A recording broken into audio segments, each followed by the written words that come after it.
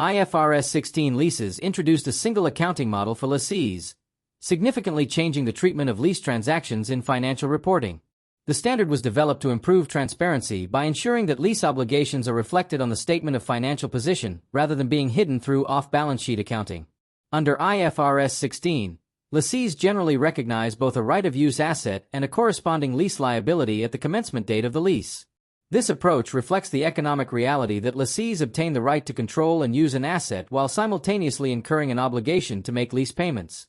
The standard enhances comparability between entities and provides investors with clearer information regarding financial leverage, asset utilization, and long-term contractual commitments. For lessees, the right-of-use asset is initially measured at cost, which includes the amount of the lease liability, initial direct costs, lease payments made before commencement, and estimated dismantling or restoration costs. The lease liability is measured at the present value of future lease payments discounted using the interest rate implicit in the lease or the lessee's incremental borrowing rate. After initial recognition, the right-of-use asset is depreciated over the lease term or useful life, while the lease liability is reduced through lease payments and increased by finance costs. This accounting treatment results in separate depreciation and interest expenses rather than a single lease expense, affecting profit patterns and financial ratios throughout the lease term. Although IFRS 16 generally requires capitalization of leases, the standard provides important recognition exemptions for short-term leases and low-value assets. Short-term leases are leases with a lease term of 12 months or less and without purchase options. Low-value assets include items such as laptops, office furniture, or small office equipment. When these exemptions are applied, lessees may recognize lease payments as an expense on a straight-line basis over the lease term instead of recognizing right-of-use assets and lease liabilities.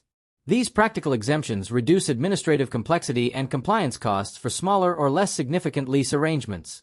However, entities must apply these exemptions consistently and disclose their accounting policies appropriately within the financial statements.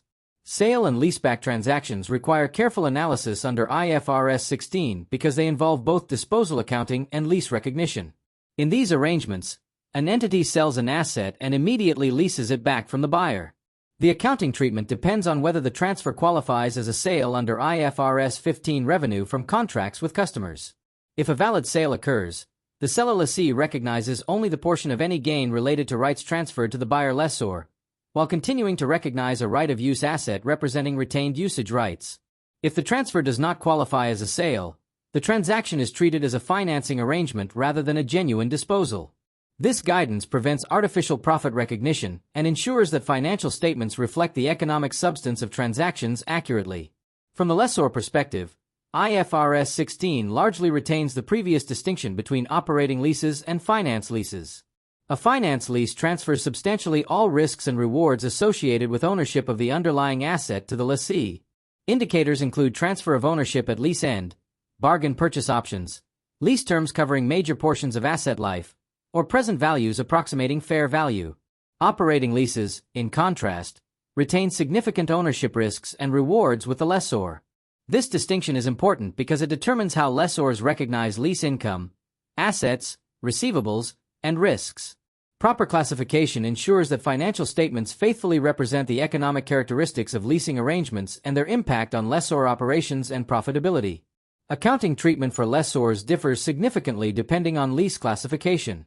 In finance leases, lessors derecognize the leased asset and recognize a net investment in the lease, representing future lease receivables discounted to present value. Finance income is recognized over the lease term to reflect a constant periodic rate of return. In operating leases, lessors continue recognizing the underlying asset on the statement of financial position and depreciate it according to applicable standards. Lease income is recognized generally on a straight-line basis over the lease term. Operating lease accounting therefore reflects continued ownership and exposure to asset-related risks. These distinctions ensure that financial reporting captures both financing and operational aspects of lease transactions consistently within IFRS accounting standards. Overall, IFRS 16 significantly improved lease accounting by enhancing transparency, comparability, and completeness in financial reporting. The recognition of right-of-use assets and lease liabilities ensures that lease obligations are visible within financial statements and provides stakeholders with more accurate information regarding financial commitments and resource utilization.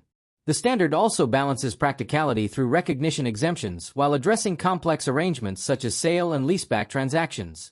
For lessors, the continued distinction between operating and finance leases preserves accounting treatments that reflect underlying economic substance.